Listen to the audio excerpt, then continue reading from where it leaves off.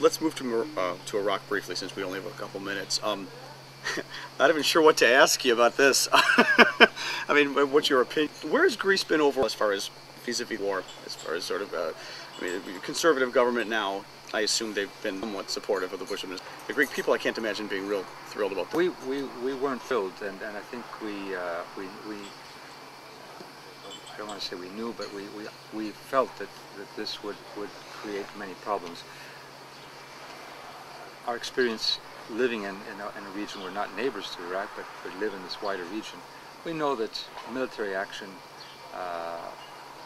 doesn't always solve problems, and we also know that and I had at that point I was in close contact with Colin Powell. Then we were at the time in the Iraq War, when it was the recent Iraq War. We were the head of the European Union. I was in the presidency, as we call it. We have a rotating presidency in Europe, and I was the head of all the foreign ministers, and therefore represented the European Union, and had to discuss continuously with Colin Powell on the issue of Iraq. And with a lot of reservations, of course, Europe was split on this issue. There was those who were in favor and those who were against.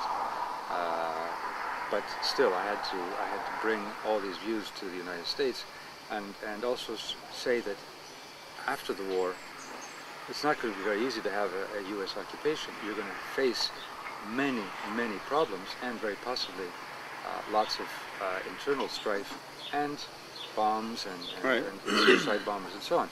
I think that was very much underestimated by U.S.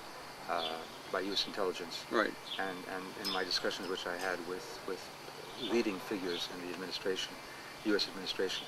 So I think there were major mistakes made, and I think the U.S. has paid a very high price for this, not only in human losses, but also in its credibility around the world,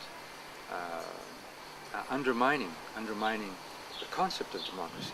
I think you know, I've lived in the States. I was born in the States, so I very much. I told you before, you went to my high school. That's right. And I was born in St. Paul, Minnesota. I grew up in California. Went to college in Massachusetts. So what I feel I'm very unhappy about is that the U.S. had a moral standing, and that was its real strength. You know, winning hearts and minds in the world. And nobody denies that U.S. is the military power and can create shock and awe whenever it wants. But is that what the U.S. really stands for? Shock and awe, or really inspiring the world? And I think this is where Barack Obama has a real advantage. I think he can bring a new image to the United States, which is much more powerful, and I think can in the end be much more constructive for solving many of the world problems, because you know, force may be the last resort, but you can solve most of the problems through really bringing in solutions, inspiration, winning hearts and minds, and isolating extremism. Right. And I think this is what we need to do. We need to isolate extremism in our world. And I think the U.S. could be helpful in that, rather than creating extremism, because what they've done in Iraq, in fact, is multiplied extremism, multiplied the breeding grounds for terrorism and extremism. So I think it's been a counterproductive policy. No, you served as Greek foreign minister, as late as, was it 2003, 2004? As late as 2004, yes. Okay. About 8 years. Okay. What would you recommend to Barack Obama he do about Iraq now? Well, first of all, I think his policy is correct in having a timetable, talking about a timetable of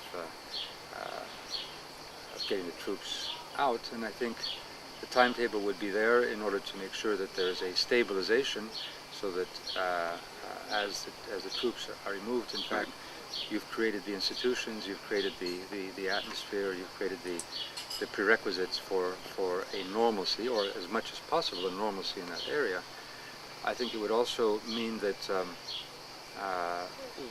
you would want to have a regional policy and bring in all the actors in the region, so that they in fact are committed to a stable Iraq, and put pressure also, if necessary, on the regional powers and the neighbors of Iraq to maintain this.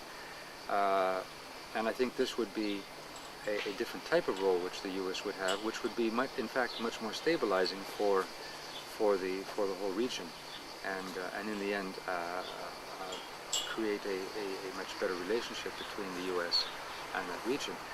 I would also think that bringing in Europe into this process would be important also. Does Europe want to get into the process now? Well, not militarily, but in the political process, yes, in helping certainly, and in much of the reconstruction process. But I would also say that the Middle East problem is still there looming, and it's a thorn. It's there year after year after year, and which is often used as an issue by many extreme groups to organize and mobilize and inspire their militants. Right. So I would say that this is another area where it should be a priority of the U.S. government.